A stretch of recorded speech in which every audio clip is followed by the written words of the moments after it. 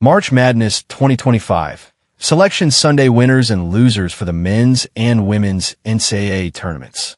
Now that the March Madness brackets have been revealed for both the men's and women's NCAA tournaments, some teams fared better than others. After taking a look at each of the 68 team fields, here are the winners and losers from Selection Sunday, as March Madness is officially ready to get underway this week. Men's winners. The SEC. The conference is an obvious winner after setting a men's NCAA tournament record with 14 teams in the 2025 edition of March Madness. Only South Carolina and LSU fell short of the tournament, as they combined to win just 5 SEC games. The committee felt the SEC was so good this season that it didn't bat an eye at the 6-12 conference records that Texas and Oklahoma put up. Yeah, the Longhorns were one of the final teams in the tournament and playing the first 4 in Dayton, but Oklahoma got a number 9 seed. The SEC ended up with 4 teams among the top 8 seeds and 6 of the top 16 seeds in the tournament. And 11 of the 14 teams are single-digit seeds. With Texas at number 11, Arkansas and Vanderbilt are number 10 seeds. Predictably, the SEC has the best chance of any conference to have a national title winner. Florida is the new favorite to win it all after winning the conference tournament, and 4 of the top 6 betting favorites are SEC schools. Nick Bromberg. Rick Pitino. Is there a more reliable winner in college basketball than Rick Pitino?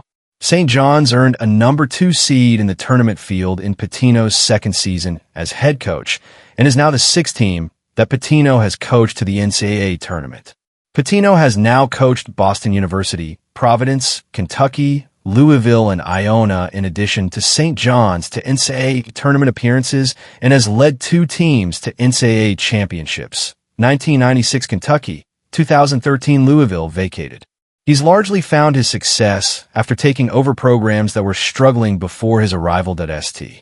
John's is a prime example. A former Big East power, St. John's had fallen on rough times in recent decades and hadn't made the NCAA tournament since 2019 before Pitino's arrival in 2023. In his first year, he took a team that finished 18-15 the year prior to 20-13. Now he is St. John's in the postseason as a legitimate threat to win a championship.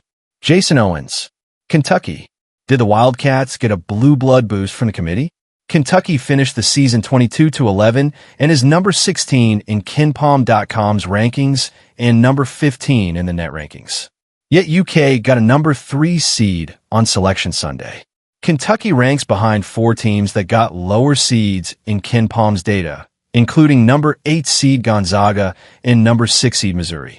The Wildcats had the same record as the Tigers, though they beat Missouri in the final game of the regular season on the road. To be clear, Kentucky probably deserved no lower than a number 4 seed. But every seed line matters. North Carolina. Many thought North Carolina's bubble was burst after it lost in the ACC tournament semifinal to Duke. But the opening moments of Sunday's NCAA bracket reveal delivered good news for the Tar Heels. North Carolina squeaked in as the last team in the field and a number 11 seed in the South. The Tar Heels made the field despite a 1-12 record in Quad 1 matchups, and on the strength of their number 36 net rating and number 33 KenPom rating. Carolina will still have to earn its way into the tournament's true 64-team field. It faces a first 4 matchup against San Diego State on Tuesday. Jason Owens. Men's losers. The number 1 overall seed shouldn't have to worry about a partisan crowd against it during the first weekend of the NCAA tournament. But that's what Auburn could be facing in the second round. The Tigers got sent to Lexington, Kentucky for their first and second round games. That's not a big deal by itself. But the number 8 seed at that site is Louisville. The Cardinals play Creighton in the first round and will have a raucous crowd behind it in Lexington if they win that game. Louisville is also probably underseeded as a number 8 seed too. The committee could have sent the Cardinals somewhere else.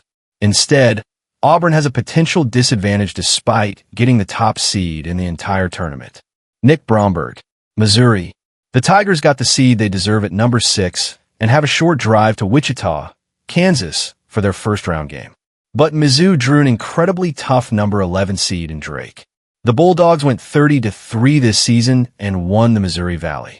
Drake is coached by former Northwest Missouri State coach Ben McCollum, one of the hottest coaching candidates this offseason, and is led by Bennett Sturtz, a native of suburban Kansas City, Missouri.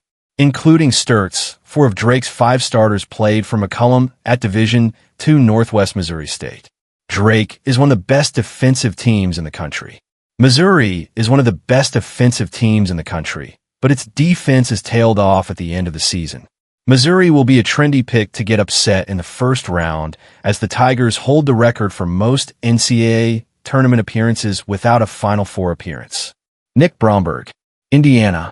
Of the teams sweating the bubble, many pegged Indiana as the best bet to make the field. They were wrong. Indiana finished 10-10 in a tough Big Ten that produced 8 NCAA tournament teams. It also won 5 of its last 8 games. But it lost to Oregon for a one-and-done outing in the Big Ten tournament.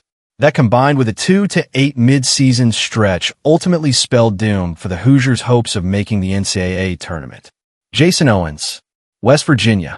Like Indiana, West Virginia felt like a safe candidate for the NCAA field heading into conference tournament play. Like Indiana, an early exit in tournament play ultimately spelled its doom. The Mountaineers lost to last-place Colorado in their first game at the Big 12 tournament, putting their NCAA hopes in peril. They also lost 6 of 8 games in a tough mid-season stretch from late January into February that included 5 losses to unranked teams. In the end, 6 wins in 16 Quad 1 games weren't enough to put the Mountaineers over the hump and into the 68-team field. Jason Owens, women's winners. UCLA. It wasn't a question of if the Bruins were going to get a number 1 seed in the tournament.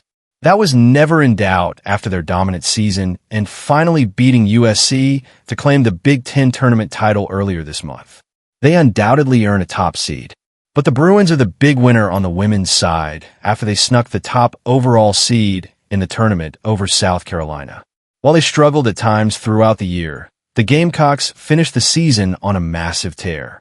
They won 7 straight and then blew out Texas, which also earned a top seed, in a 19-point win in the SEC championship game. Many expected the reigning national champions to earn the top overall seed, especially since they had 16 Quad 1 wins on the year. Instead, Lauren Betts and the Bruins are on top. While a trip to Tampa is far from guaranteed, they have the early advantage over the rest of the field. Ryan Young, Ivy League.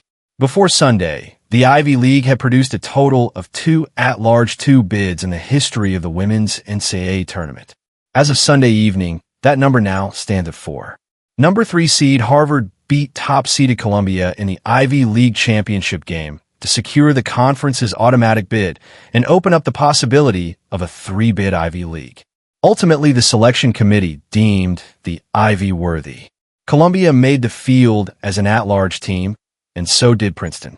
And for the second straight year, the Ivy League is a multi-bid league after sending Princeton and Columbia to the NCAA tournament in 2024. Jason Owens, TCU. Haley Van Lith has put the Horned Frogs in an incredible position to make the program's deepest NCAA tournament run in school history. TCU, who was winning single-digit games a few years ago, went 31-3 this season while cruising to the Big 12 regular season and tournament titles. It ended the season on a 10-game win streak and pulled off a number 2 seed in the tournament. That is the highest the school has ever received. TCU hasn't been to the tournament since 2010. While a Final Four trip to Tampa isn't guaranteed by any means, Texas, Ohio State, and Notre Dame are all in their region. The Horned Frogs are in a spot to make it out of the first weekend of the tournament for the first time in program history. They still have to pull it off, but being in this position is absolutely a win for the school. Ryan Young, women's losers. Notre Dame. On February 17th, Notre Dame was the newly crowned number 1 team in the nation and rolled to a dominant win over number 11 Duke at home. Fast forward 1 month, and Notre Dame is not even a number 1 seed or a number 2 in the NCAA tournament.